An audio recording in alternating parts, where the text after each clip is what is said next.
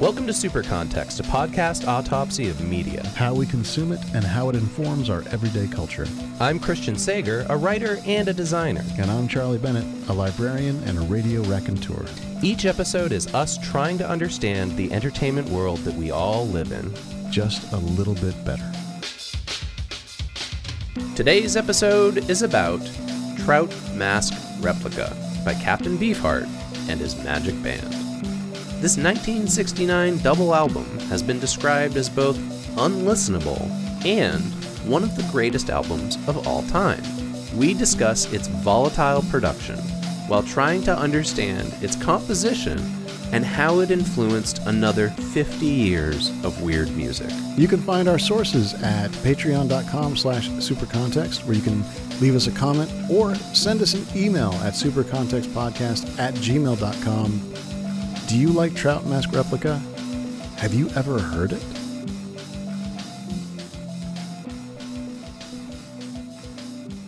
Chris, before the show starts, I think we should take care of some business. I think we should too. So, listeners, we have decided that after 4 full years of doing this show, we're going to retire regular episodes of Super Context in May of 2020. We're letting you know here because our Patreon supporters already have heard from us, and we've had discussions on the Patreon page, patreon.com/supercontext, but we don't want this to be a surprise to any of our regular listeners. So this is just to let you know. The next few months, we're going to hit as many of the gotta do it subjects as we can before we cease production, probably mid-May of this year. Yeah, we wanted to give everybody a heads up before the show ended. So we've got 5 more months of episodes. By my count, that's almost 20 episodes before we retire the show. Look, I just want to say that doing the show has been really rewarding, especially being able to expand it by having a patron. But unfortunately, the production schedule has just been unsustainable for the two of us. We've got things to maintain due to our day jobs, our families, and all of our other creative projects. If you want more information about what we're going to do with the show after May, keep listening to the episode, and at the Patreon spot in the middle, we'll throw down some more information. Chris, do you find that you enjoy difficult music? You know, I think about this a lot in relation to the kind of music that I'm into, and I think there's a difference between quote, difficult music or like complex music, and what some people call, I hate this term, but some people call extreme music.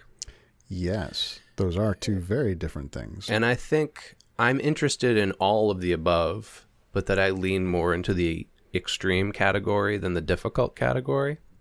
So I only have a certain amount of patience for a lot of noodling or kind of showing off between instruments. Stuff like that. I guess what you would probably call prog rock.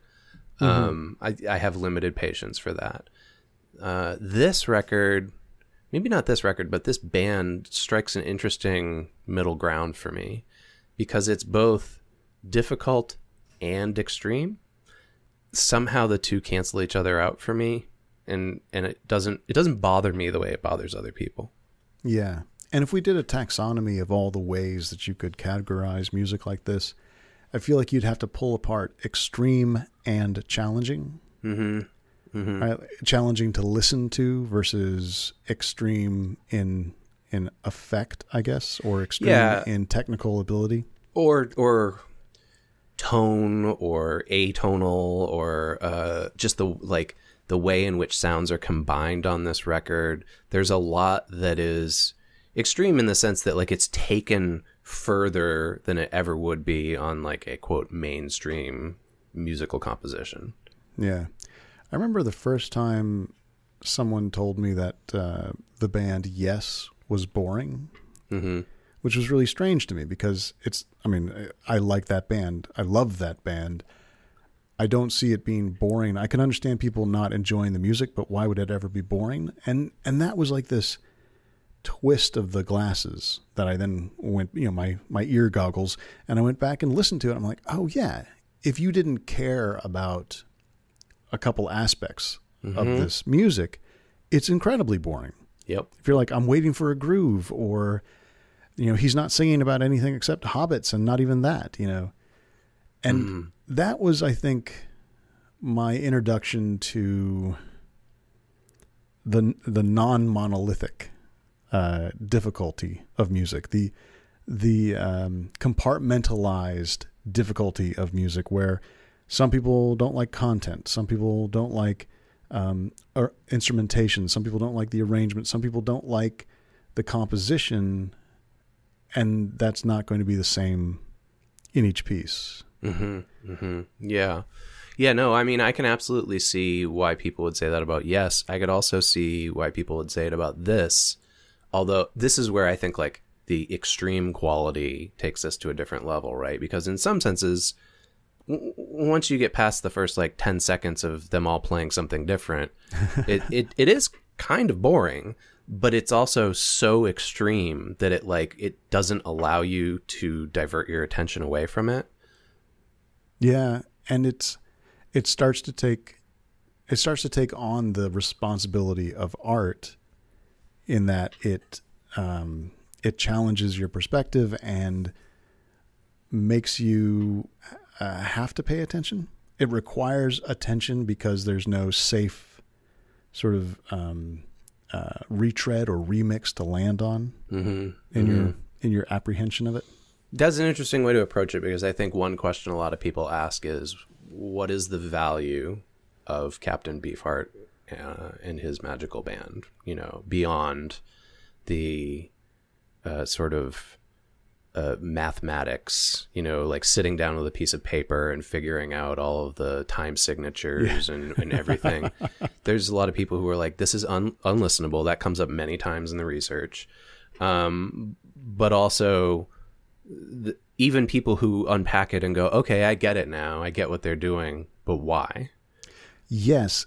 So I had the weird experience of, and I assume you did too, having done Batman Odyssey, and then Ravenous, and then Trout Mask Replica. So with Batman Odyssey, a whole bunch of people took on a work and said, I don't understand it. It's so crazy. It makes no sense.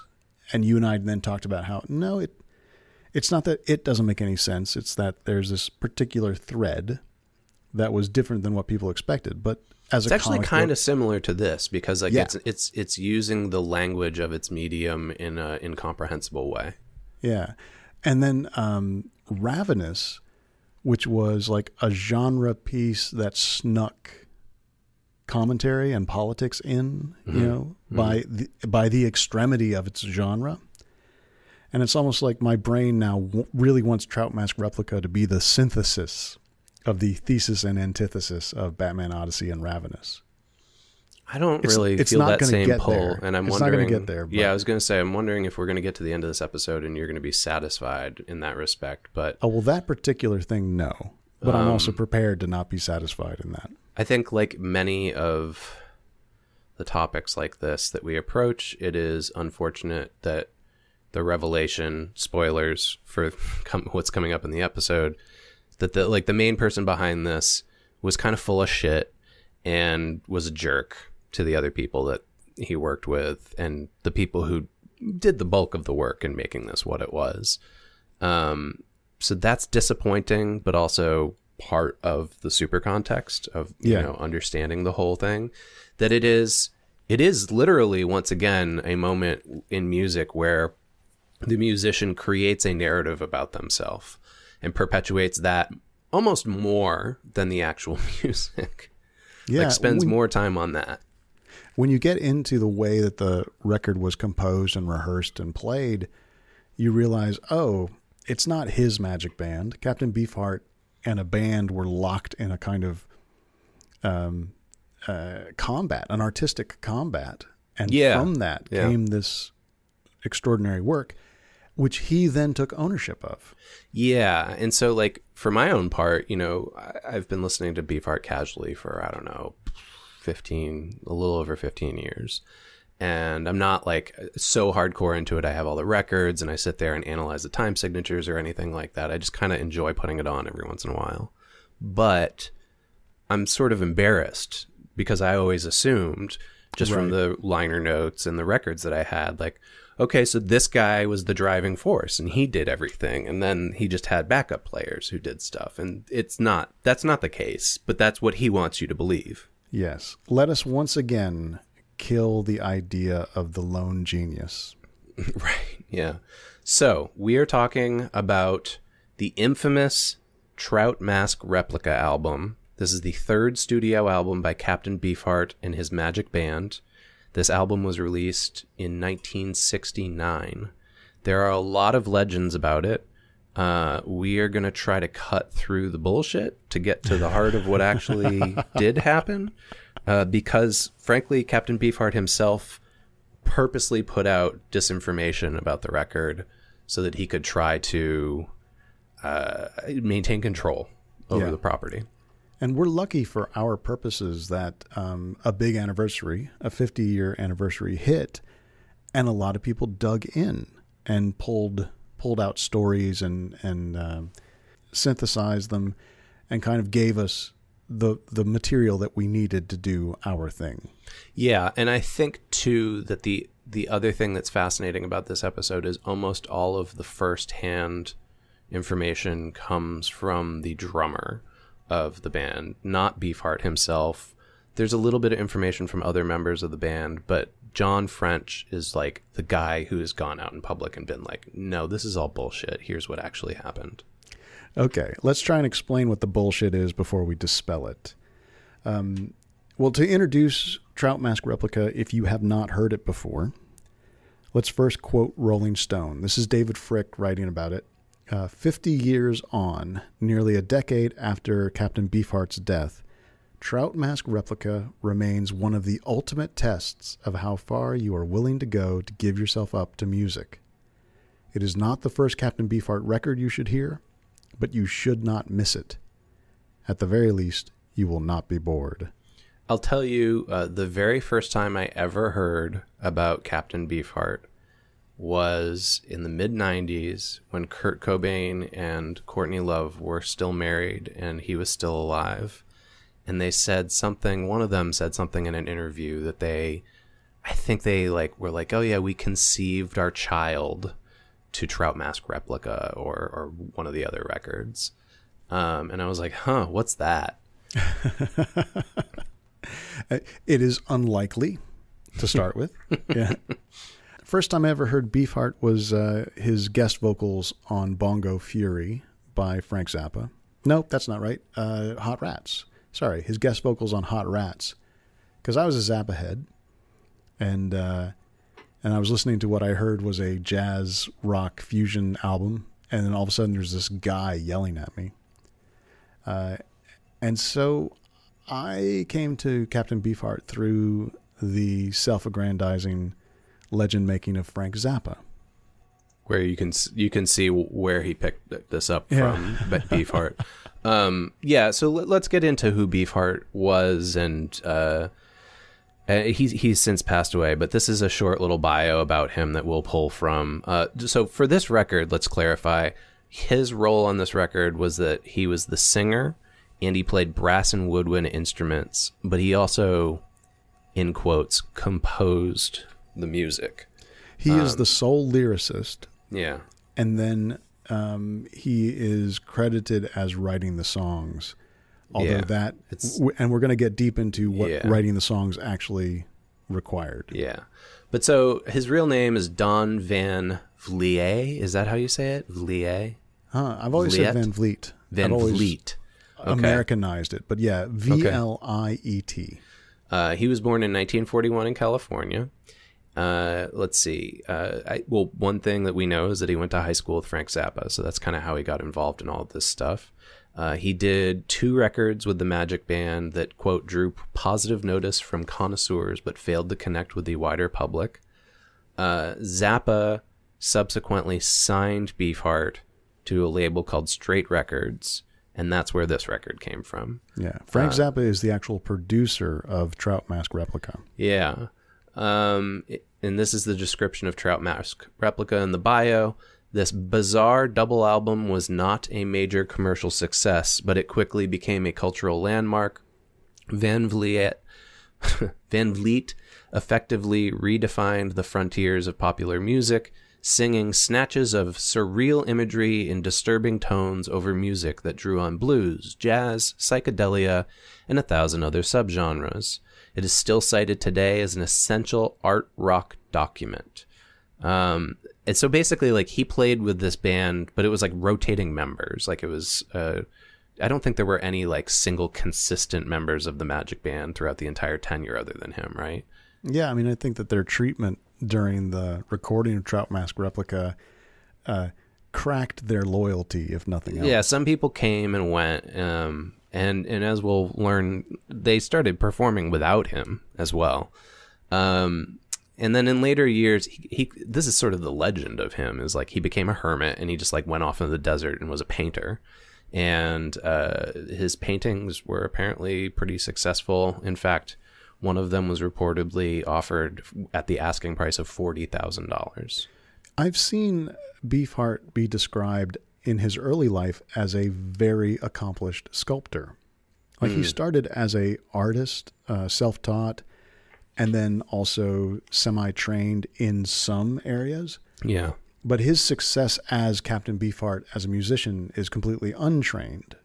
This is just what he dug into.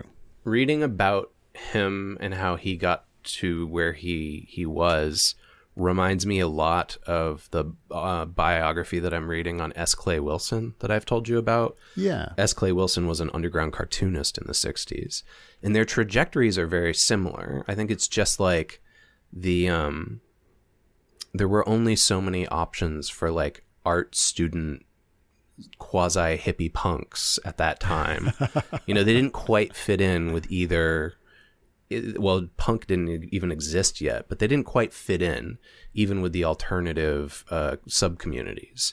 And so they have, both of these guys seem to have these weird trajectories that produce this incredibly odd art that we look back on now and go like, oh my word, where did that come from? Yeah. Trout Mask Replica sounds the way that Gravity's Rainbow reads. You think? I do. Yeah. Yeah, I could see some of that. There's some of the same like tongue-in-cheek stuff too. Yep, multiple flashbacks. You know, if you want to try and what's the literary equivalent of shifting time signatures and polyrhythms, it's flashbacks within flash forwards within flashbacks. So I think that's an interesting comparison because I think the same kind of people who would hate reading a Thomas Pynchon novel would probably hate listening to a Captain Beefheart record. Most likely. And vice versa, the same kind of people who really enjoy either of these things, I think, in some ways, when they first come to it, are looking for something that's purposely challenging, that they can be like, this sets me apart from others because I'm able to withstand this. You know, I'm able to get through 50 pages, or I'm able to listen to the first side of Trout Mask. Trout Mask Replica is so aggressively weird that it does seem like you have to decide to get into it. Yeah, for sure. And I have theories. I have theories about the type of people who do, and how that relates to Beefheart himself and sort of his persona. But I don't know if I want to share them on here. We'll see how far we get. It just seems it seems very clear that he was a difficult person, and it also seems to me that people who are difficult themselves are attracted to this. That they're like, oh yeah, I get it, man. I'm right in there in the zone with you. Sounds like you've shared your theory, Chris. There's probably more to it than that, but anyways, let's speak to John French, who was the drummer on this record. Really did a lot more than drumming. He was pretty much the actual composer of this record. Yeah, the composer arranger of, you know, from the demos that Captain Beefheart improvised at him. So he talks about Don sort of biographically as such. He says, Don was the initial creative force in the band. There's no denying that. Lyrically, he is unsurpassed. Musically, however, He was not very organized, nor did he at all understand the extreme learning curve that it took to actually bring his vision to life. As a result, the band members, some more than others, contributed a great deal more to the actual completion and arranging of the music than even he ever realized. If anyone ever mentioned this, his extreme reaction was to say something to the effect of, "Oh, so now you're saying that you wrote the music?" Which of course wasn't the case. And French goes on to mention that the atmosphere that developed from the insane recording practice was one of tolerance on the band's part, to take a submissive role of appearing to just be a group of trained monkeys with absolutely no creative ability. He says, "Look, I know I'm exaggerating, but that is how it appeared from the inside. The public was not interested in us, because Don portrayed us as not being very interesting or relevant. Therefore, our careers suffered because we had almost no recognition except with hardcore fans, and then only because we were associated with Van Vliet. Frankly, Don really never seemed to appreciate the band members. He often told me that he, quote, hated musicians. He also had a kind of Jekyll and Hyde mannerism in which he would befriend the musicians one-on-one, and then in a group atmosphere he would verbally abuse and humiliate them. It was part of the price that was paid for being a Magic Band member and was very unpleasant for all involved in the earlier bands." So this makes me think of David Fincher talking about directing a movie. He said it's kind of like shouting instructions on how to paint a painting from 100 yards away while 6 other people hold a brush and try to move it the way you want it. And so he, described that as this is the team you have to lead and the levels that your vision has to go through before it's realized. Yeah. Which is not what we understand bands to be like, especially rock bands that, post-Beatles rock bands. Mm-hmm. But Captain Beefheart essentially tried to declare himself an auteur, who was running a very complicated art project using musicians to create his vision. Yeah. When actually it was a very charismatic and manipulative artist who decided to start doing blues music or music just generally without training, who exploited the musical knowledge of his bandmates to make it seem like he was crafting an entire experience all by himself. Yeah. And we'll see this later on in the notes, but many of the members refer to it as having a cult-like atmosphere and that he treated it as such. One thing interesting in relation to that is that he insisted on using pseudonyms for all the musicians, which I think is somewhat early in the canon of rock and roll for this kind of thing. It's kind of fascinating. He says, so we'll go through each band member, but these are the names that he gave them: Zoot Horn Rollo, Rockette Morton, Antenna Jimmy Siemens, the Mascara Snake, and then Drumbo. Now, Drumbo is French, who we've already heard from, and apparently his credits were dropped entirely from this record in the original pressings because they had conflicts, the two of them, and this resulted in the drummer briefly leaving the group. Yeah, John French said that he was probably the youngest of the group, or at least he was the least aggressive of the group, and so he took the brunt of the kind of manipulative, cult-like behavior. So here we go. Let's go back to David Frick real quick and try and explain what it is that we're saying about Beefheart and his control over the band. They lived together and rehearsed at a house in Los Angeles on the edge of starvation as French transcribed the raw data of Van Vliet's composing, whistling ideas and banging on a piano, an instrument he could not actually play. And the band forged the fragments into angular episodic scents.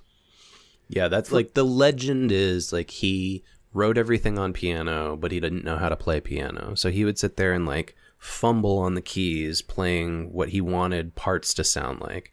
Then French would take that to the bassist or the guitar player or whatever, and they would compose something out of this pretty amateur performance. French, as a drummer, had the best sense of how to get the time signature out of each of these weird moments. I remember one time playing in a band, we recorded a demo without the drummer.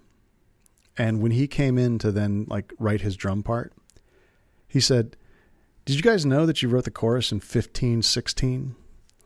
We're like, "What?" And without the drummer there, we just felt it, big quote marks, felt it. And we dropped a beat out of the chorus that we shouldn't have. And so Beefheart was the ultimate version of that.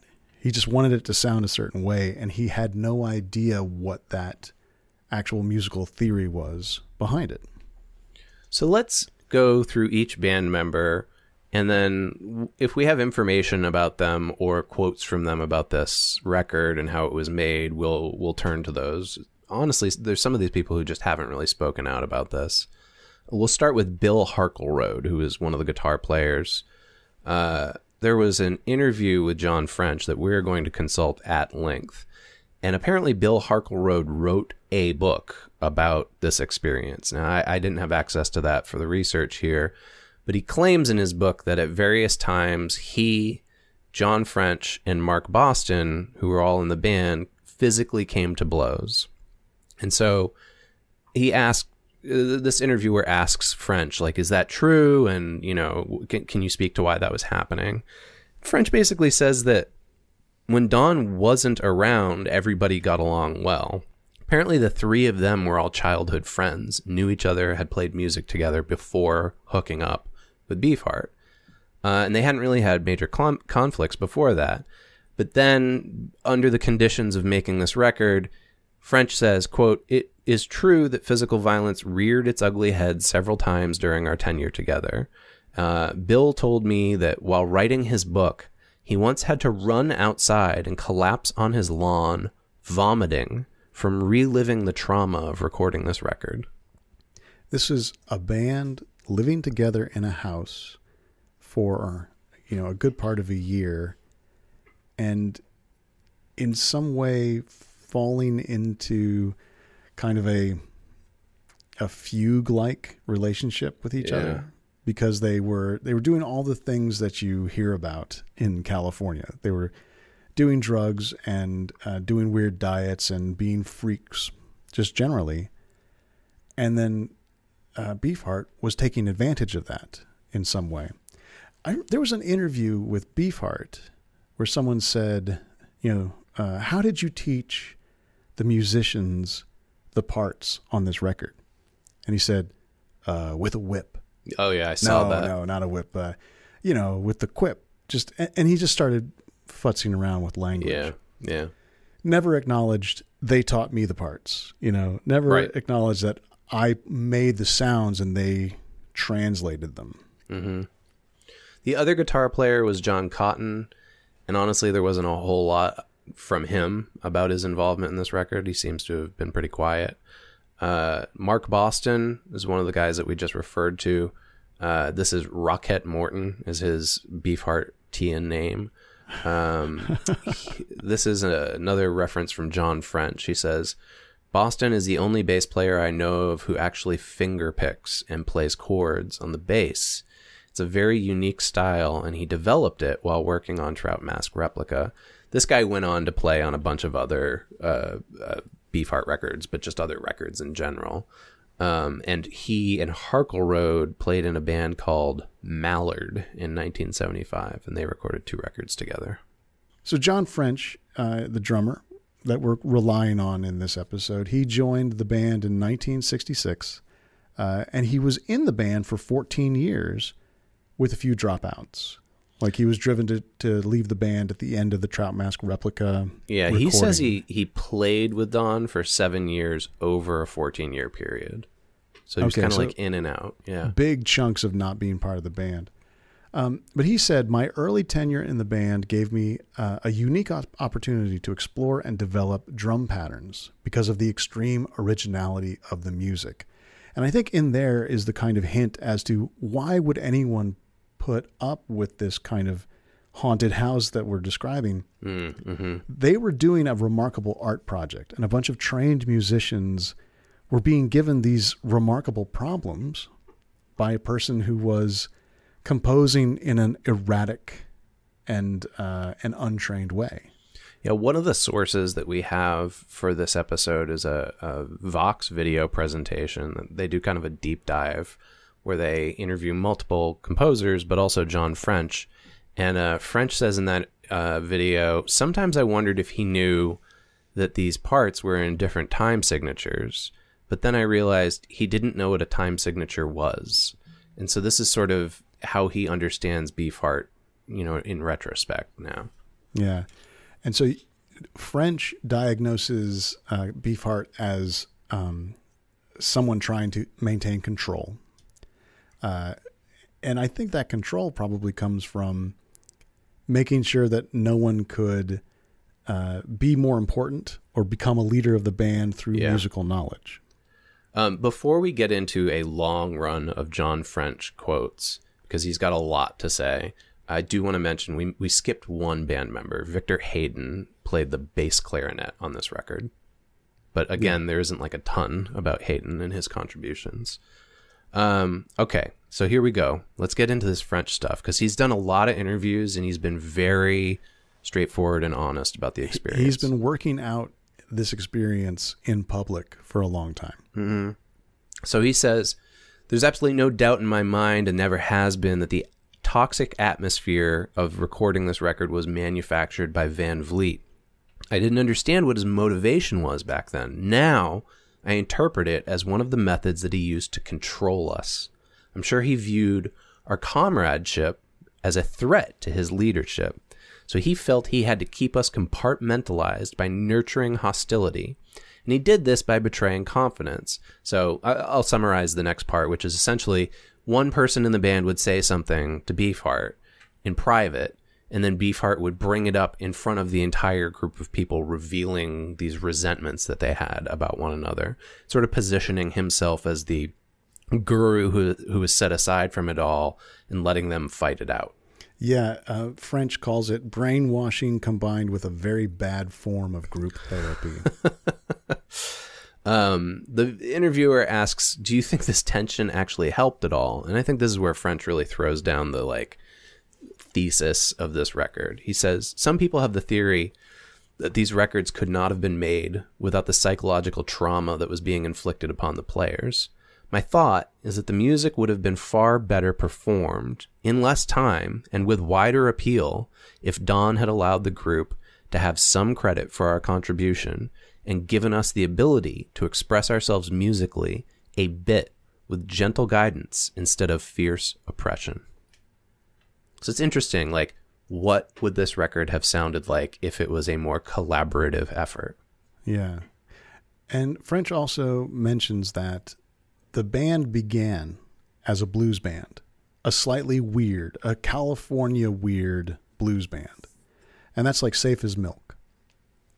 That's the first record, right? Yeah. Or second record. And then it progressed on an avant-garde path to get to Trout Mask Replica. And an interviewer said, were you interested in this progression from, a band of a bunch of guys who like the Yardbirds connecting with a weird enough frontman to kind of stand out? And French says, it was farther than I personally cared to go at the time, as I knew it was a financial mistake to go that far out, and I wanted to make money and help my family. The interviewer then says, at any time did it become more of a job than a mission? And French says, Don's writing, Captain Beefheart's writing, left a lot of unanswered questions when putting together the arrangements.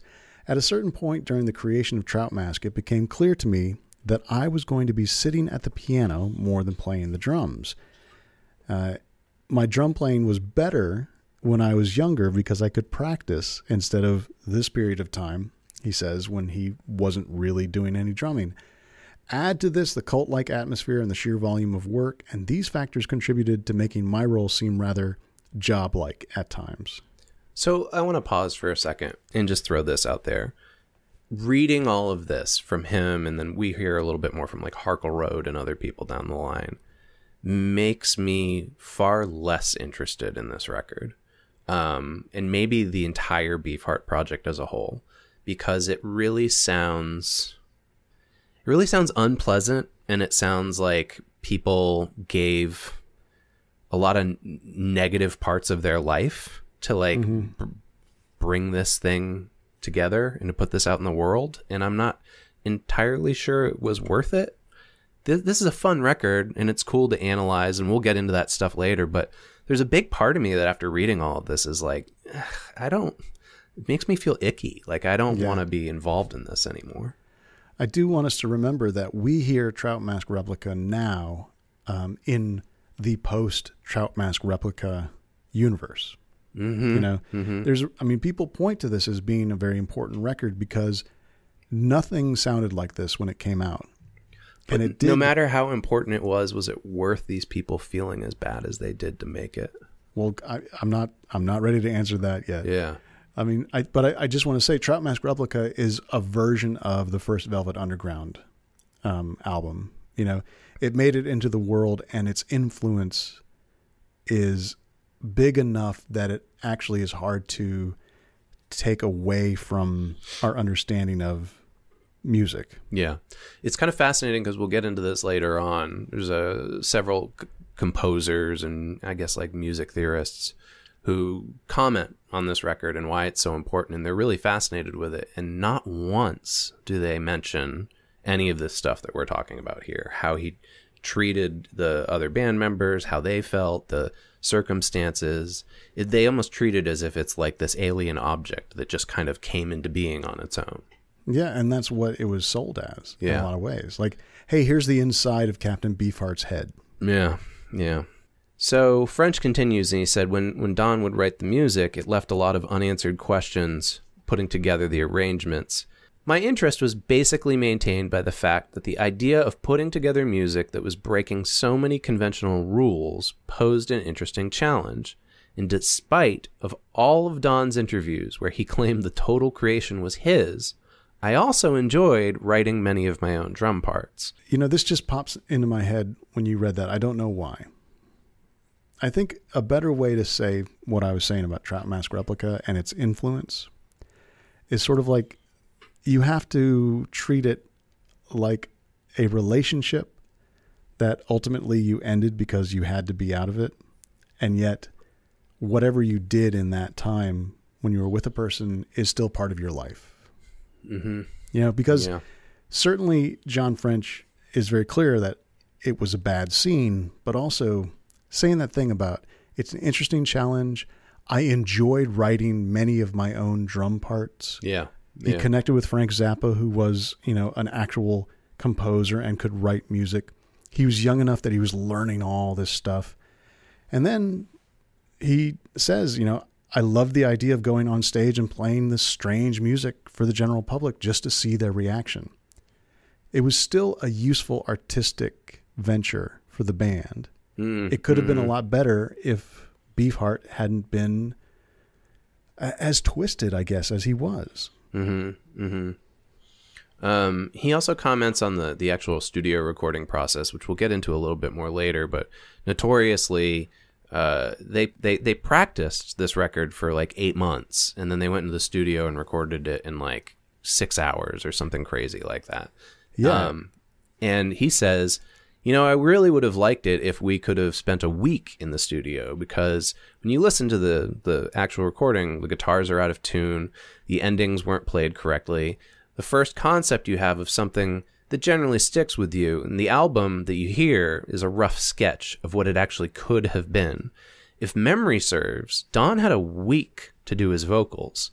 I think we should have also had that long just to sort out the technical problems. So Zappa scheduled a week to record, and that was, some of the band members say, that seemed kind of like an on-purpose limitation of the time for us to play. Yeah, we'll talk about this when we get to the label information later, but there seems to be a push and pull of Zappa and the band going on, in which he had pledged to record this, produce it, and pay for it and put it out in the world, and yet he also seemed to be trying to cut costs as much as possible.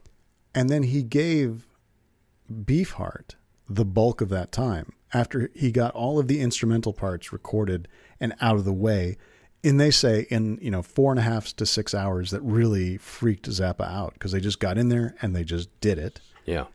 Then Beefheart had a week to sing on top of that mess, meaning I think that Zappa was more interested in helping Beefheart do his thing than he was in helping the band do their thing. Well, Beefheart was his client.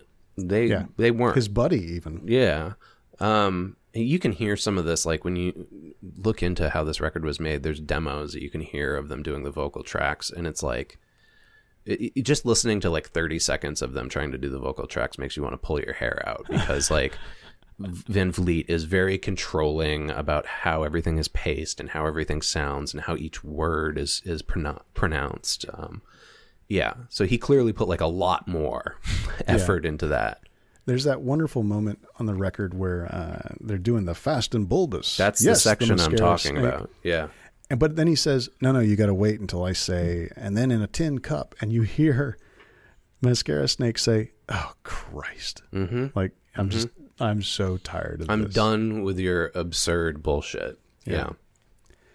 French says, I think Trout Mask would have been taken more seriously right at the start had the recording quality been higher.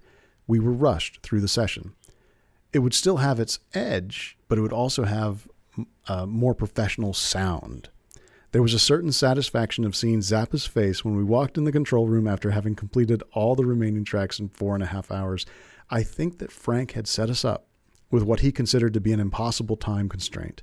A double album of instrumental tracks in 6 hours was unheard of. We did it in 4.5. Just to say, okay, Frank, you want to play hardball? How's this for efficiency? Yeah, let's try to boil this down. So it's a double album. It's close to 2 hours long. So that means like they only did 1 or 2 takes of each track.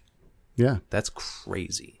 But they had been practicing for 8 months. Yeah. Oh, they were on fire. They knew how to do this. Yeah. Okay. Here's some more from French. He's asked about the acclaim that the record receives and whether or not he's upset because he doesn't feel like he gets the recognition that Beefheart does. And he says, look, I actually don't understand this question fully because I don't like the term acclaim and attention. If you're speaking of the attention that I and the rest of the band are now receiving, I'm not sure that I sit around telling myself, oh, finally I'm getting what I deserve. I suppose that I have learned now to accept what I have earned as a result of my former not so pleasant experience. My motivation, however, is not to, quote, get what I deserve. It is more a matter of returning with a fresh look to my primary musical roots, which is a familiar place with which I'm extremely familiar. Okay. I want to create an atmosphere for myself and others in which performing the music can be an enjoyable experience rather than a tedious and stressful task. So, he's referring to how he and other members of the Beefheart band, of the Magic Band, went on to perform on their own. They did tours of these records without Beefheart. And yeah. I believe French did the vocals when they performed live. I wish I had seen one of those shows. It'd probably be pretty interesting. I admire his statement here that he's trying to take a past negative experience and turn it into a present positive experience. I don't know necessarily as a music listener that I would have been as interested in seeing this performed live. Although there is a large part of me that's also kind of like, I don't think I would have wanted to watch Beefheart live. I've seen like videos before and I was kind of like, okay. Like I don't really feel like I missed out on that much. Yeah. French says his original vision for the reunion, this, anniversary reunion, was based upon his experience of writing track by track notes on the Beefheart CDs, like the re-releases, and realizing how much he missed playing the music. Mm-hmm. There is a core to all of this. I mean, it's almost like because we've been listening to the music and just thinking, oh yeah, this is Captain Beefheart's record. Yeah. When you discover, no, he was abusive and manipulative and took a lot of credit for stuff that he didn't do, it kind of shakes out like, oh no, this is no longer a fun record. But even the band have pride and satisfaction in this, in the end result. This extraordinary and difficult artistic achievement. Yeah. So there's a little bit more talk about like the atmosphere in which they recorded the record. French says the dread of the cult atmosphere would squeeze me out of the group like toothpaste from a tube. And so this would result in him sometimes quitting the band or getting fired by Van Vliet. He says he wasn't really telling him what he wanted to hear. And in Beefheart's desire for control, I was the square peg that didn't fit in the round hole. What brought me back over and over again was my love of the music. So I think French played on like almost all the records that came out. Oh, yeah. No, he played the record. Yeah. He just left almost immediately after. Yeah. We've got a lot from French. I want to skip through some of it, but I do want to point out that he said, I heard that Beefheart was grouchy about the reunion. I am absolutely certain that he would not be pleased. However, I'm not doing this for him. And also he talks about the question from the interviewer is, can you easily reconcile in your head that you are now essentially paying high tribute to the music of a man who once apparently threw you down half a flight of stairs? And French says, that may be the way an outsider views it. But to me, I have nothing to reconcile. I'm just going back to my roots. I don't think of this as a tribute to Don, but as a return to my own unique musical identity. One thing that is pretty interesting is he talks about the experience as if he and Harkleroad both had PTSD afterwards from it. Yeah. He says, I became socially dysfunctional for years after recording this record. I would actually duck when people would, quote, talk with their hands. I think meaning like when they would raise their hands up in conversation, he would be worried they were going to hit him. He says, I became a bit of a hermit. I envisioned myself as completely useless, and I often contemplated suicide. So that's the kind of quote where I'm like, I don't know, man, was this record worth it? So much of what comes out of this is that Beefheart mimicked cult experiences, right? Yeah. Like violence, brainwashing, keeping people away from their loved ones, keeping them all together and under his physical immediate control. I believe there was also what we refer to with my dogs as resource guarding. Yes. There's a note in here about how the house had a Manson-esque quality to it. The material circumstances were dire. They had no income other than welfare and contributions from relatives, so they survived on a bare subsistence diet. French recounted that they lived on no more than a small cup of soybeans a day for a month. And at one point, the band members were arrested because they shoplifted food, and then Zappa had to go bail them out. They were described as cadaverous and all looking like they were in poor health. My word. It just sounds like a fucking nightmare. Now, here's the thing that we have to remember. This could not have been the plan. It's not like they all got together and said, okay, let's all get in this house and Beefheart can run it. Like somehow this happened when a band said, okay, for our next record, let's all get a house together and, practice it and put it together. Don's got this deal with Frank Zappa that he's going to record the album and he's got complete creative control. So let's do it. Yeah. Like somehow this happened. And, part of me thinks of a stereotypical late 60s California as this was the time sort of through osmosis moving into these people's lives. It could be. Another thing French says is that Van Vliet once admitted to him that he had been diagnosed with paranoid schizophrenia. And so apparently he was seeing, quote, non-existent conspiracies that explained his behavior, the cult-like stuff that was going on inside the house. Yeah. Beefheart is a very difficult person to reconcile with the enjoyment of the music. For sure. It's kind of reminding me of the stuff that I've been reading about Rocky Erickson. I got that Rocky Erickson, The Evil One, like super nice deluxe vinyl edition, and it has like a book inside it that has interviews with all the people he grew up with and who played on the records, and describes the process of how that record got made, which was also crazy. Yeah. And sounds very similar. Yeah. Another figure like S. Clay Wilson. I think that we're seeing a lot of this like white guys in their 20s, in the 60s, who are like creative and artistic, but just don't know how to express themselves within the channels, I guess, that were available at that time. And so also, it turns into this kind of nightmarish shit. Yeah, and they're also being given the signals that they should break free of standards and traditions. Mm-hmm. You know, this is the time, like, fight the man, go against the power. And, you know, there are some rules of civilization that are good, right? I really like Zappa, but I also have a streak of hating Frank Zappa, you know? And I have like little bits of information that keep accumulating into what I don't like about Zappa. Well, why don't you take this section? Because I know almost nothing about Zappa. So I don't like his sense of humor at all. It's very hard for me sometimes to enjoy his records because the instrumental stuff is sort of just wiped away by his puerile, childish sense of humor. Mm-hmm.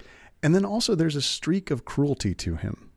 And that's really clear in the way that he plans to record the album. This album, Trout Mask Replica. Yeah. Yeah. Because after all that stuff we talked about, that this was what the house was like, a Manson-like house with cadaverous and unhealthy musicians practicing together, Frank Zappa originally proposed to record the album as a ethnic field recording. That's in quotes. I feel like that's the wrong terminology. I think what he meant was an ethnographic field recording. Exactly. But so whoever said ethnic field recording was, you know, being a little dumb and a little racist. But Zappa said, we're going to come and record all of this in this house. That on paper sounds cool, right? It does sound cool, oh yeah. But you have to be a kind of cruel person to think that this is what we'll do in the face of that actual situation. Sure, yeah. So Zappa came out to the house with an engineer, and they recorded some stuff like overdubs, backing tracks. And you hear that throughout the record, like, you know, dappled in. One of the great things about Trout Mask Replica for me is that it is a crazy record, but also it makes it explicit that it is a record. There's spoken bits where people are talking about the actual recording process. There's Beefheart talking about the composition of a song. There's mistakes that are left in, and it's just... That's what you got to do when you record it in 4 hours. Yeah, right. Well, this is even like, you hear Zappa say, okay, you ready? Yeah. Let's go. And that's the blimp, right? And, you know, the stuff that you would cut out of the tape normally at the beginning and end is left on. People will say this later, people who are much smarter than I am about the history of music, but this is punk before punk. The way that they were approaching this, the ethos of the approach to the recording. Super DIY, and also finding what it meant in the process of recording it differently than a standard recording. Mm-hmm. But Beefheart also did not like that. He thought that Zappa was just trying to save money, which he might have been, and then insisted on a professional studio. Zappa said this about Beefheart. It was impossible to tell him why things should be such and such a way. It seemed to me that if he was going to create a unique object, that the best thing for me to do was to keep my mouth shut as much as possible and just let him do whatever he wanted to do, whether I thought it was wrong or not. Now, you know more than I do, and I don't really want to go through this track by track, but my understanding is that at least 2 of the tracks that were recorded at the house made it onto the final record, right? Yeah. And I'm sure that despite all the talk about there's instrumental tracks that were all recorded at once, there were bits and pieces that Zappa assembled, you know, from other moments, and probably the actual field recordings from the house. And, you know, there's a couple a cappella tunes and then all those little interstitial bits that are grabbed. So this is sort of over my head too, but I'm trying to imagine how they did the tape manipulation that they did on this record in under 4 hours, because that would have been an incredibly time-consuming process at that time, given the technology that was available to them. So you mean like doing live tape manipulation while they're playing? Yeah, which is how it's described, that they were recording stuff live and then playing it back and then splicing tape together. Huh. I don't know. Maybe it's like I said, it's over my head. But like my experience doing that kind of tape manipulation was that it was like hard, arduous work. Yeah. And it was made incredibly difficult by Beefheart just being Beefheart. After the instrumental tracks were recorded, in order to do his vocals as an overdub on each of the songs, Beefheart had to go into the studio and they would play the songs back. He would listen and he would sing over them, right? Like you would do normally, except he didn't do it like that. He refused to wear the headphones and sang to the noises that were coming into the room from the control room. Yeah. Yeah. Which sounds like the most contrary sort of, obstinate refusal to do things the way that they can best be done. Well, he has a quote about this, Charlie. He says, go ahead and read it, because I can't read that. He when he was asked about why he recorded it this way, he said, well, that's what they do before a commando raid, isn't it? So you can see like his sort of MO was like anytime he was asked a question about the process, he would answer it with a sort of sarcastic, impish, quip. And then basically back up and be like, now I'm going to turn this into a performance piece. Like my answer to the interview question. Yeah, he would say anything to anybody. He, in a Rolling Stone interview, said that no one ever took drugs, that he taught Harkleroad and Mark Boston how to play guitar, that he composed and arranged everything and taught it to the band, all of which has been sort of knocked out since. He even said that he wrote all the songs on the album in a single 8-hour session. And automatically, it's wrong because band members said Moonlight on Vermont and Sugar and Spikes were written in 1967, but then Veterans Day Poppy was written in 1968. I believe that Beefheart is talking about, at some point he inflicted upon John French for 8 hours improvisation over all of his lyrics, or he's saying that he wrote all the lyrics for the record in 8 hours, and then those went into the pipeline to be turned into songs. Yeah, I mean, the premise of how this record was made sounds like it could have been a cool project if this guy's ego wasn't in the room. That like the idea of a band going to a house for 8 months, writing and practicing all of these songs together, and in the compositional method that this band did, which we'll get into, all the like polyrhythmic shit. Yeah. That's very interesting. And then going into a studio and in 1 week just like boom, banging it out. Like that's fascinating. But then it's the stuff that happened afterward. Well, also in the house, like him treating everybody so horribly, and then afterward being like, oh, they're all useless. I did everything. Yeah.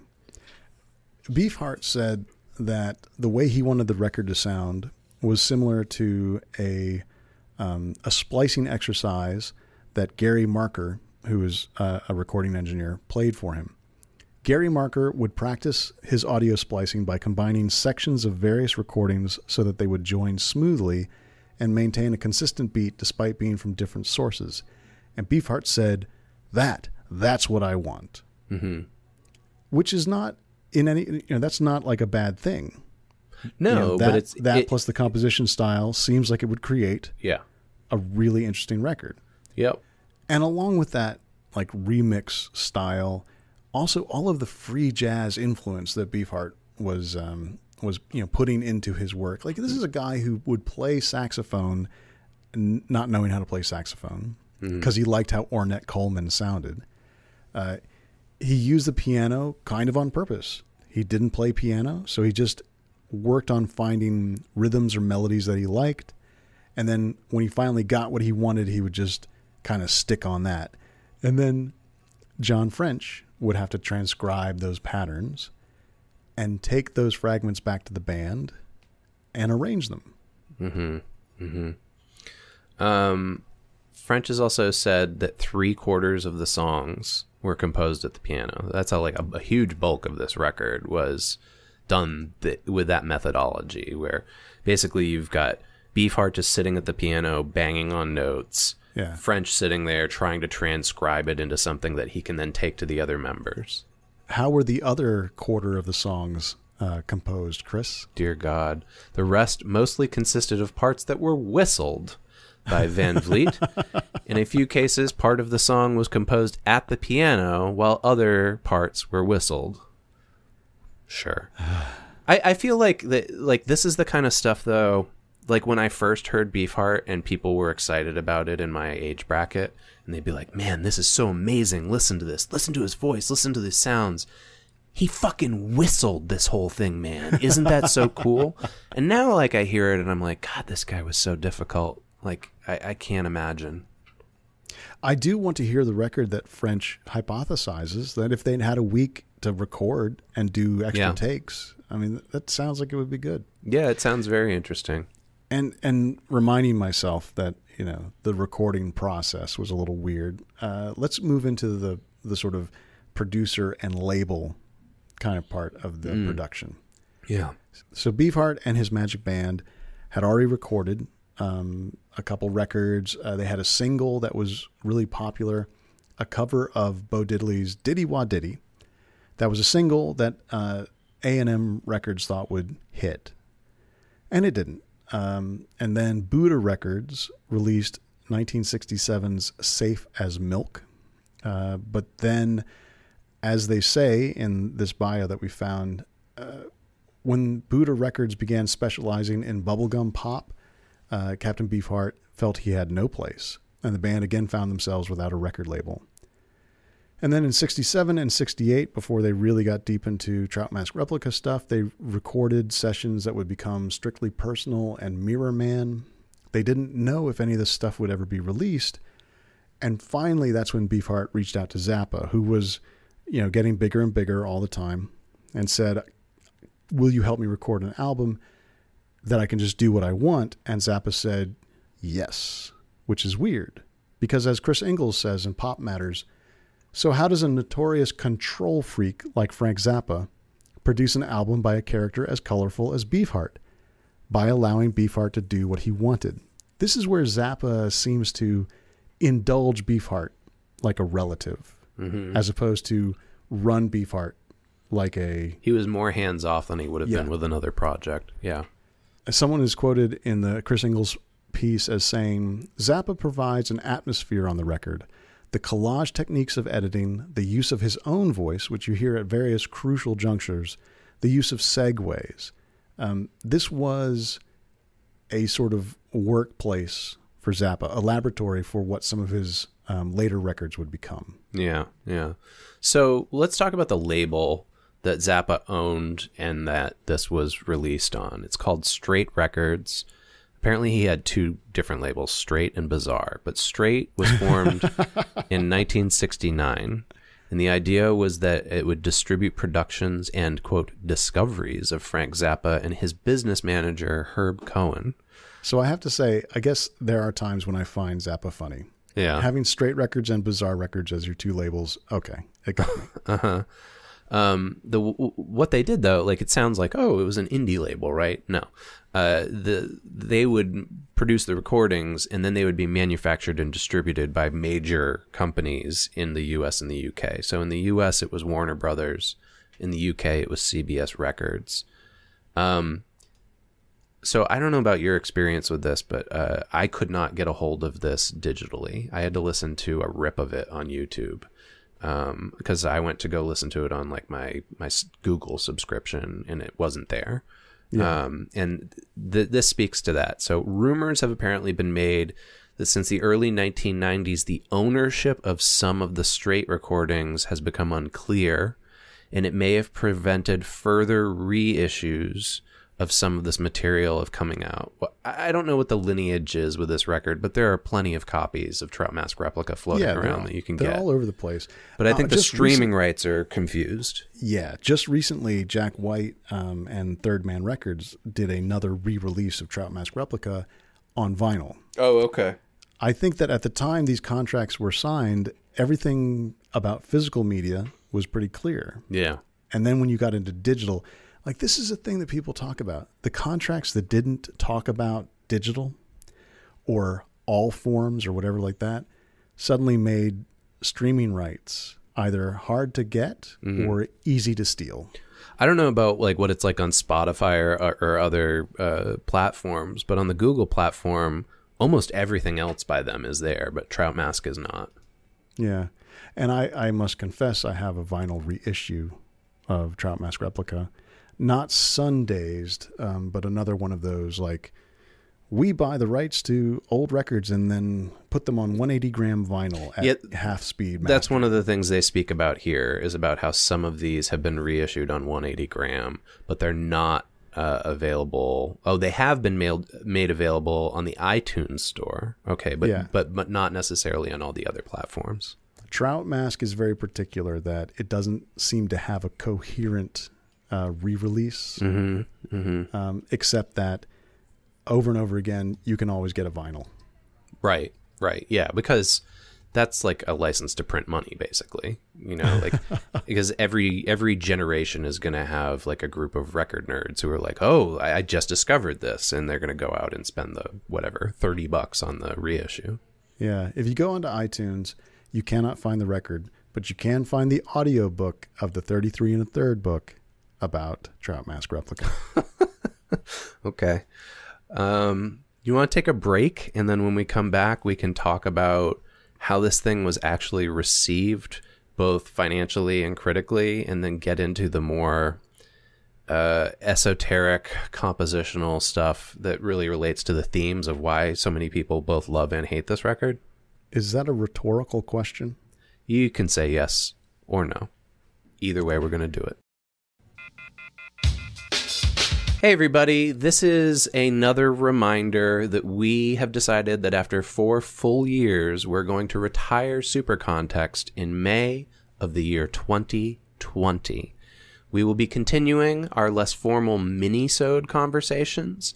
Once a month, we're going to do those, and they're going to be a reward for people who still contribute to our Patreon campaign. Now, you might be asking, why would I keep contributing to Super Context after you all stop regular production?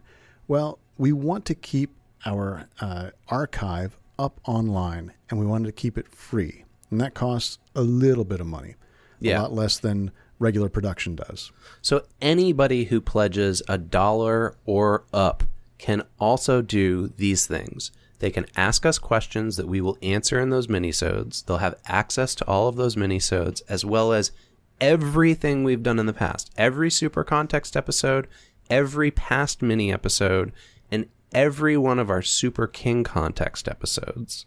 We are headed like a giant tractor trailer with a goblin face on the front of it towards the final Super King Context. All of our patrons are saying, "We made you. We made you." We're going to finish off with Maximum Overdrive. It's going to be great. Yeah, I'm looking forward to it. Now, for the next 5 months, we're going to continue business as usual, which means that your support on Patreon helps us do things like pay for our hosting fees, cover our media artifact expenses, and continue to update our recording setup for better production. Yeah, we got to replace those pop filters. Yeah, and I just use the money to buy tacks to keep up the soundproofing tiles in my studio. God, that's hilarious. I've never thought to itemize attaching this stuff. So the Patreon will continue to be important for the next couple of months, but when we cease production of our regular episodes, the support will keep the public RSS feed up and going so anyone can listen and discover the show the same way that you might have done. So you can check us out on patreon.com/supercontext. See what's available now, what will be available in the future, and what you can get while we head towards retirement. We're not going to slow down, though. We're just going to do this until we're done. Something that we give everyone who is a patron is a personal thank you, unless they say, please don't thank me. So this is where we do that. So let's start with our newest patrons, Alice Florence and Gregory C. Giordano. Thank you so much for joining this crew, including thank yous to Alex Laird, Ambrose Allen, Amit Doshi, Andy Riggs, BB Schwells, Bennett Callahan, Beth Barnett, Billy Whitehouse, Brian Chovanich, Caroline Zoids, Chris Marlton, and Cliff Landis. Thank you also to Coco, Dave Jordan, Dave Wachter, Eilish Phillips, Elijah Tilstra, Evan Mapstone, Fred Rasco, Ira James Udiskin, and Jason Puckett. Thank you to Jess Staten, Joseph Aleo, Juan Patton, Junta/Cult, Calvin Ellis, Carmela Padovich, Kate Sharon, Kevin Wetter, Christian Hirvela, Lee Fowler, Liliana Gill, Lokesh Dakar, Luigi Oswego, Melinda Hale, and Miriam Meany. Thank you also to Misha Moon, Nathan Weatherford, Nick Sage, Patrick Malka, Pete Bowe, Philip, R.M. Rhodes, the podcast Rainadin Matt and Rachel, Rob Sloan, Robert Neguesco, Roman Marichek, and Ron Bilodeau. Thank you to Ross Llewellyn, Ryan O'Neill, Sari Nichols, Simon Workman, Tara Mishak, Thomas Tremberger, Veal Height, and Whitney Buchanan. To join these hallowed names in the hallowed halls of Super Context history, go ahead and follow us at patreon.com/supercontext. Okay, we're back. So I think most of you know where this is going. Incredibly difficult esoteric record released in the late 60s. Did not sell well in the United States. It turned out that was not what people were looking for. Yeah, it was on the United Kingdom charts for a week. It hit number 21 over there. Mostly, Trout Mask Replica was received at the time by a bunch of people who prophesized its eventual acceptance and influence. Mm-hmm. And, you know, we don't have the numbers in front of us, but we just mentioned talking about all the different label and rights stuff. I mean, clearly this record's been successful enough that people are reissuing it over and over and over again in different formats. Yeah. People as famous and important as John Peel and Lester Bangs have talked about Trout Mask Replica and its importance. John Peel said, "If there has been anything in the history of popular music which could be described as a work of art in a way that people who are involved in other areas of art would understand, then Trout Mask Replica is probably that work." And Lester Bangs said, "It was not even ahead of its time in 1969. Then and now it stands outside time, trends, fads, hypes, the rise and fall of whole genres, eclectic as walking Christmas trees, constituting a genre unto itself. Truly a musical monolith if there ever was one." We actually have the entire All Music review by Steve Huey here as well, but this is a quote from it. He said that it's stunningly imaginative and its influence was, quote, felt more in spirit than in direct copycatting as a catalyst rather than a literal musical starting point. However, its inspiring reimagining of what was possible in a rock context laid the groundwork for countless experiments in rock surrealism to follow, especially during the punk new wave era.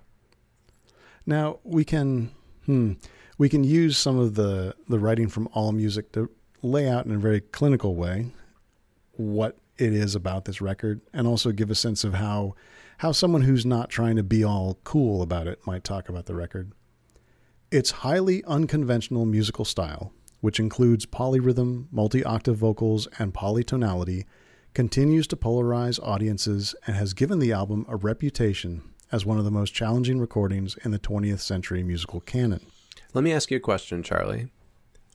Do you know a single female person who enjoys this record?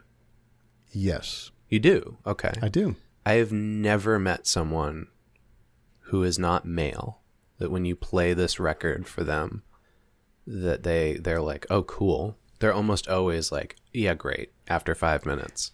It does seem to lean into that kind of, music nerd, insufferable music snob kind of territory. But I also know through interviews that PJ Harvey really likes this record. That makes sense, yeah. And when I played it for my wife, she did not stop it. Okay. And she stayed in it with me and says that she likes it. She doesn't ask for me to put it back on. Kind of the same way that you like Zoe's Remarkable Playlist or whatever that's called. Oh, no. I looked her in the eye and said, this television show is shit. She said, it's really interesting to listen to the Captain Beefheart. Oh, okay. Okay. My wife, like, I've played Dock at the Radar Station a bunch of times, and so she will kind of like joke about lyrics from that and stuff, but she doesn't enjoy it. And everyone I've ever met who really enjoys this record is a dude. Yeah. I think that we kind of buried a thing that's important about this record too. The other Captain Beefheart records with his Magic Band or the Magic Band or just Captain Beefheart records do not sound like this. Yeah, I find that there's like varying levels of difficulty, I guess, with the like Beefheart records, depending on where and when they are in time, I guess, in relation to this record. But like I said to you when we were going to do this, my favorite one is Dock at the Radar Station. And I think it's because it leans more into more conventional rhythms, and it's still quirky and something that most people would be like, what the fuck is this? But it's also catchy. There you go.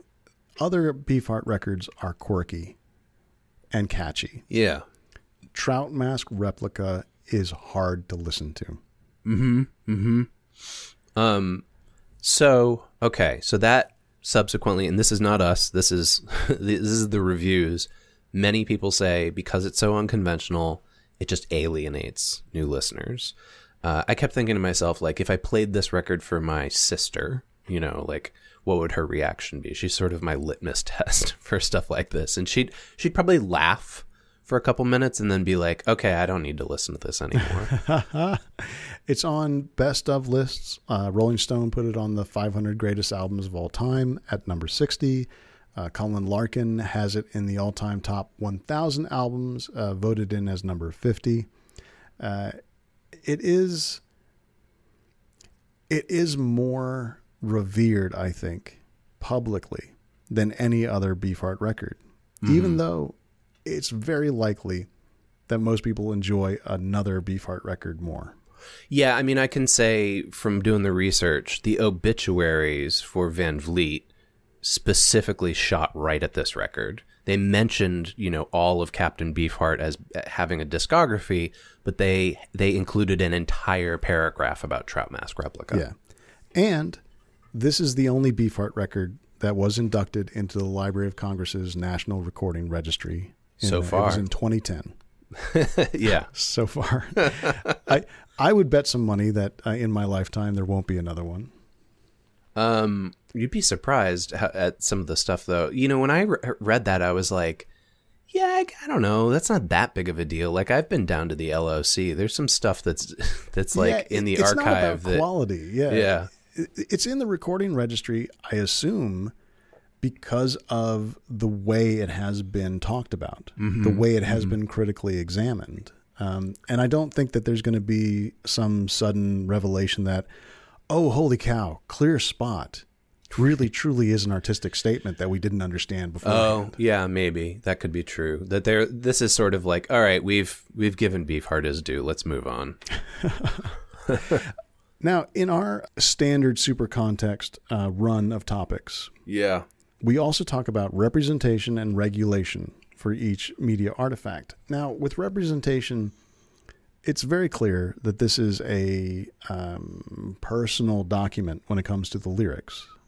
Beefheart says I a lot. Beefheart goes up and down and all around topics. He does not seem to really be doing anything besides weaving his own experience of the world through surrealistic techniques. Yeah. To then become faux blues lyrics for these extraordinary songs. Yeah, the representation thing is kind of tough with this record because I don't know the exact ethnicities or how all the different band members identify, you know, sexually or gender-wise. But it seems, like I said earlier, it seems pretty white and male-focused, both from his perspective but also from an audience perspective. Yeah. I tried imagining what, like, if I brought this to some black friends who were also creators and played this for them, like I tried to imagine like what their reaction would be, and it just immediately came to me that like most people would be like, boy, this is some white people shit, like only white people would do this, you know. So that leads us into talking about the sort of themes present in the record and the identity that it posits. And really, it's what does liking the record or appreciating the record kind of posit as an identity. Yeah, and I think that, like, this is a record where you can get real navel-gazy very quickly about the music theory behind it. But what we're more interested in are what are the sort of larger qualitative themes, both that Beefheart was trying to communicate to the world, but also that the world has taken from this record. Yeah. And you mentioned punk earlier. Yeah. And this does seem to be right at the moment, the precipice of punk rock, especially the idea of the kind of theatricality of cabaret music moving into the poetry, the beat poetry, and turning into punk rock in New York. Mm-hmm. And in fact, John Lydon of the Sex Pistols, he said that Trout Mask Replica was anti-music in the most interesting and insane way, and a confirmation that there was room for everything if you were frustrated by the rules in pop music. That is one of the most insightful things that I've ever heard come out of Johnny Rotten's mouth, so I'll take it. No, John Lydon said that. Oh. Johnny Rotten is a different person. Chris Ingalls from Pop Matters goes on to say that if you look at these Beefheart records, they influenced a lot of the, quote, punk rock flavor of the era. And Beefheart himself apparently treated the punk genre with a lot of disdain. My favorite Beefheart song is about this, Ashtray Heart. And he thought that he was being ripped off by punk rock. And he also felt that they were appropriating his stuff, but they weren't acknowledging his influence, which is, again, hilarious in retrospect when you realize, like, it was actually the influence of the 5 other people that played on this record. Yeah, and I think we need to read at least the beginning of Ashtray Heart. Here are the lyrics. You used me like an ashtray heart, case of the punks right from the start. I feel like a glass shrimp in a pink panty with a saccharine chaperone making invalids out of supermen. Call in a shrink and pick you up in a girdle. You used me like an ashtray heart.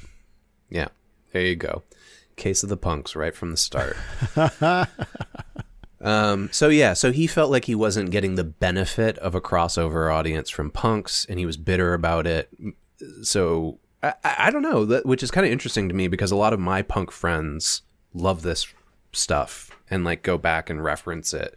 I would imagine that a lot of, like, who knows how the royalty money was distributed in his latter years, but like right. A lot of the latter year attention that this thing got was because of punk.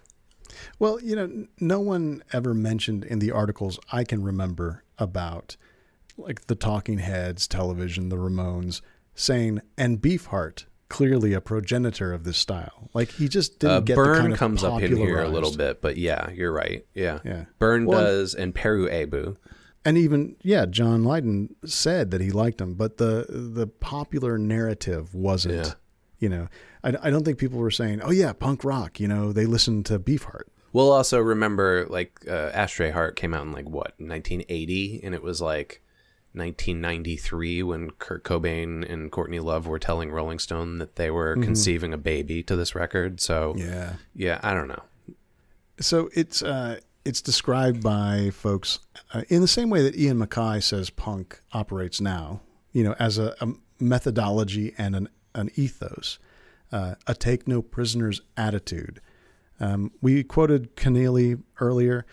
Keneally says he was completely unashamed, Beefheart was, to be exactly himself and possessed the will to do precisely what he wanted and not give a shit about what a record label might think of it. And that doesn't connect exactly superficially to punk rock, and it doesn't sort of say, oh yeah, 3 chords and a guitar, you can just nail it. But that is exactly what people wanted to be if they were sort of diving into punk rock. What's kind of fascinating about it is, like, he had that what we now call punk rock approach to creating art, in that he was like a very undisciplined amateur performer. But rather than surround himself with other undisciplined amateur performers, he went to people who knew what they were doing. Right. And tried to explain to them, do this thing that I have in my head, which is quite different, from, say, the Ramones. Yeah. A huge step to Trout Mask Replica being understood, I guess, properly would be if it had been credited to a band, not Captain Beefheart and Possessive, his magic band. Yeah. So, all right, let's get a little bit into the weeds on this compositional stuff. There are two, quote, musicologists who have commented ad nauseum about this record. The first is Samuel Andreev, and the second is Susan Rogers. We'll have a link to these in the notes. There's a separate video of Samuel Andreev talking for 30 minutes about the first song on this record and breaking it down. Then I really enjoy that video. That makes me very happy. I know a lot of people don't like it. I don't want to spend 30 minutes talking about a 2-minute song. No thanks. I will rather take the 10-minute condensed version about the entire album that Vox produced. And it was produced by Estelle Caswell at Vox. And basically, this is what they get. So Andreev and Susan Rogers say, this record melds blues and free jazz, but it also deconstructed rock band instrumentation. Okay, so let me see if I can get this right. The drums and the bass weren't actually locking down rhythms in the songs the way that they traditionally do in rock music. They were playing independent music. And one thing they made a lot of hay about, which I was kind of confused by, where they're like, dude, the bass player's playing chords. Can you believe it? And I'm like, yeah, I can believe it. Like, I've heard Tool before, or like whatever. Again, you're listening to this in the post Trout Mask Replica world, Yeah, that's true. Yeah. So then they also point out that the rhythm and the lead guitar were playing two different time signatures, and neither of their time signatures were traditional 4/4 rhythms. Then you add the brass instruments on top of it, which is just like, as you mentioned, he doesn't know how to play saxophone, so it's just squawking. But he does play it. Yeah. So the band members themselves point out he didn't know how to play bass or guitar. Really, let's be honest, he didn't seem to know how to play anything except for his vocals. And a lot of it was improvisational. This sentence may make more sense to you. I've never heard this term before until doing this research. Only jazzbos dig on learning polyrhythms. What's a jazzbo? Well, is that like a bro who's into jazz? You already said it. Yeah. It seems like most of the people who really dig this record are white dudes. Okay. That's what a jazzbo is. I have never heard jazzbo before. Okay. My assumption is that, that's, a jazz head, someone who's really into jazz, and maybe even sort of a derogatory term. Yeah. However, Chris, in anticipation of this question, I asked the internet. Uh-oh. And the internet says that it's actually more like a person who's into jazz, rightfully so. Huh, okay. A musician or enthusiast, a connoisseur, DJ, or aficionado, especially an older man. Term may have originated with Al Collins, whose nickname was Jazzbo, spelled like Beaux-Arts. So Jazzbo. All right. Well, this is from Ted Mills at Open Culture. He says, there's so many other reasons beyond the polyrhythms to appreciate Trout Mask Replica. For one, it's the proud tradition of European surrealism, but it also comes from a particular, quote, old, weird America that produced some of our most brilliant nutcases. Maybe this is what I'm talking about when I'm saying, like, this guy reminds me of S. Clay Wilson or of Rocky Erickson. Well, this is the piece that makes me think of Gravity's Rainbow. The edge of America during the Cultural Revolution, and someone who had complete freedom being a nutbag. Yeah. Wonder, it would be a whole nother episode to dissect why we don't have those kinds of nutbags anymore, and if it's a good thing or not. I'm sure we have them. It's just so much easier to sell people who are not crazy like that. There's also like a lot more of a signal to noise ratio right now. Yeah. This is like when Patton Oswalt talks about open mic nights. Do you remember from his first record, or maybe from the full uncut performance that turned into his first record? But he said, you go to enough open mic nights, you will get the crazy people who come in who can remind you that you're nowhere near the edge. You know? Yeah. And he's like, if I can remember correctly, he says, "Oh yeah, man, I'm edgy. I'm edgy as fuck. I'm the next Bill Hicks. I'm really challenging audiences." And then somebody walks in and says, "Jesus has a ghost penis that lives in your cereal." And you're like, "Oh, I'm nowhere near the edge." Right. Yeah. That's fair. Let's go back to Estelle Caswell, because I found that she really did a good job of boiling this all down to something comprehensible. Yeah. She says this record has been compared to the musical equivalent of listening to Barbed Wire, and that the New York Times once said that Captain Beefheart's voice makes, quote, Tom Waits sound like Julie Andrews. Do you know why that's funny? No. Because Tom Waits, when he started, he was kind of a beat poet performer, kind of a crooner. You know, he's like doing, what did he say? He said, I liked Bing Crosby more than Blue Cheer, and that's how I ended up doing what I did. Gotcha. And the story is that his wife gave him a copy of Trout Mask Replica, and that's why there was the radical shift in his musical output from Heart Attack and Vine on. Okay. So it's the other way around. Waits was influenced by Beefheart. Yeah, and Waits's voice does sound very nice when he's not mimicking Captain Beefheart on Swordfish trombones, which is a clear reference to the record. But I still want to tell my very, very funny joke, which is that tell me your joke. There should be a reenactment, a remake of The Sound of Music starring Tom Waits as the nanny taking care of the children in World War II Germany. Or I guess they're in Austria. Did you know that in the business of nanny placement, they call a male nanny a manny? And that is an actual industry term? I believe you, because your wife is a professional nanny and runs a nanny company. Yeah, but I would have thought that was bullshit, but it turns out, weird. They're mannies. All right, sure. Yeah, give me some Tom Waits manny action. Anyways, let's get back to this. Andreev, who's the composer who goes really deep into this, he says Frownland, which is the first song on the record, is purposely supposed to plunge you into a land of absolute strangeness. So it's like a challenge, basically. Like they put the most difficult piece right up front at first to be like... He counts 21 different little riffs that are working on, with, and against each other. In his own video, Andreev says he doesn't like it when critics use emotional descriptors because it doesn't help to get at what is going on with the composition on this record. This is something that I feel like you and I have probably harped on before when we've talked about the musical criticism press. Well, I also have to cop to I am an emotional descriptor using motherfucker like all the time. So no, we've established that you use temperature metaphors. That's true. Well, some people run hot, Chris. Either that or moisture descriptors. Moving on.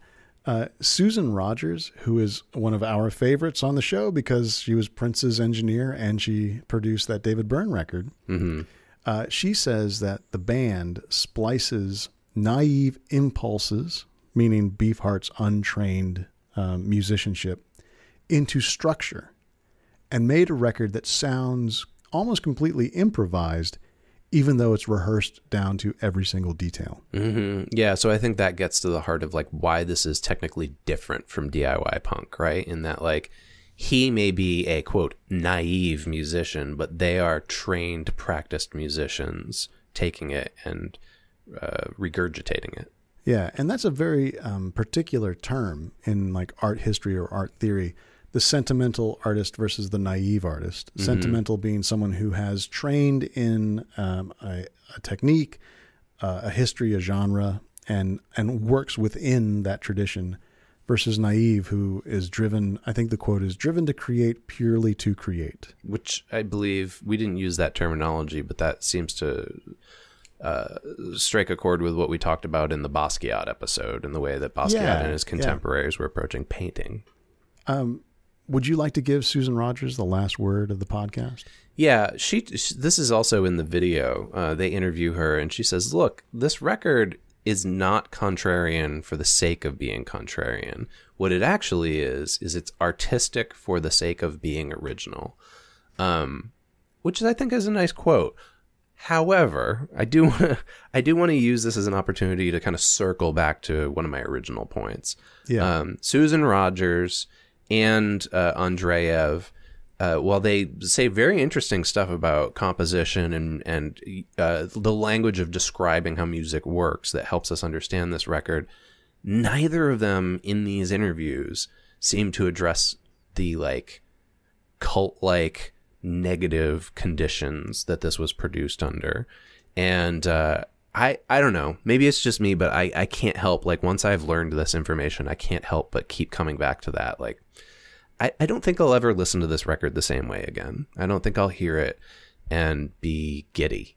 You know, I think I'm going to hear like, oh my God, there's so much tension going on with this, and one guy threw up on his lawn just thinking about making this record. The other guy said that he was afraid when people raised their hand to him afterwards, you know? So there's a little bit of sadness, I think, that goes along with learning about how this was all made. I can totally understand that. But I think that you are actually getting the most interesting experience of the record possible by being able to hear it, I guess, clean at first. Hearing it as a record that is weird and challenging and pushy and makes you think of other work out there in the world, and then finding out that it's actually a portrait of a working process that is almost the exact opposite of how it was sold at first. You've been listening to Super Context, a podcast autopsy of media. How it's made and how it informs our everyday culture.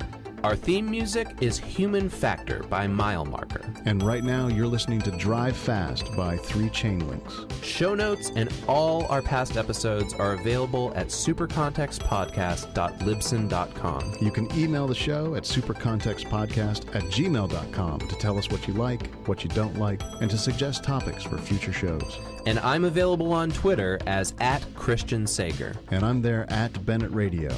2 N's, 2 T's.